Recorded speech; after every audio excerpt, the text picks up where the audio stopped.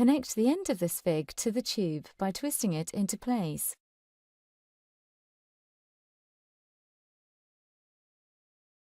Take the white colder connector end and join this to the T-tube as shown, twisting them into place until you hear a click.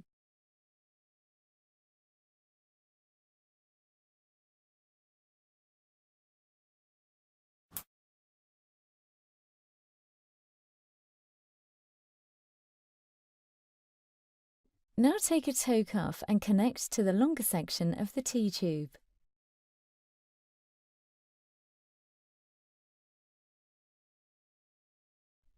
Connect the short end of the T-tube to the adapter.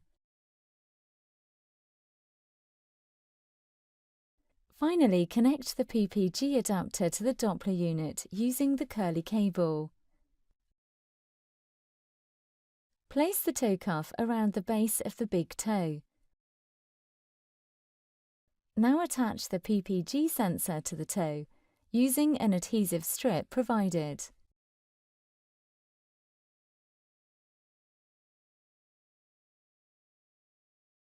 Ensuring that the hole in the strip aligns with the pimple on the probe.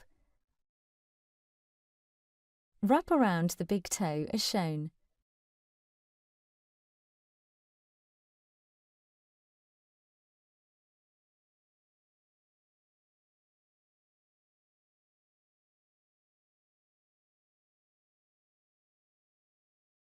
Wait for the trace to stabilize.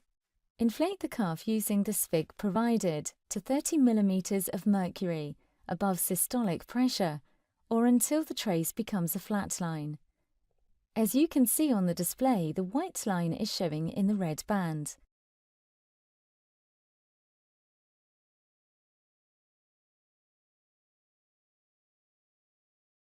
Now deflate the cuff using the trigger release on the SFIG cuff by pulling on the end of the trigger until the white line on the display goes into the green band.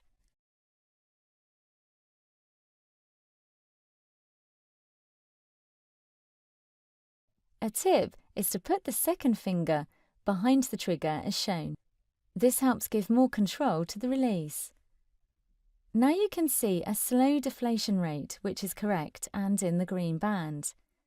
The cuff is deflating at a rate of 3 mm of mercury per second, and the pulse has started to return. Then the pulse will automatically stop, and where the line coincides with the trace is the pressure point. This is the systolic pressure. As indicated on the Doppler screen by the flashing yellow numbers, you must now deflate the cuff fully. This is done by pulling on the trigger release completely. Now the cuff pressure is at 0.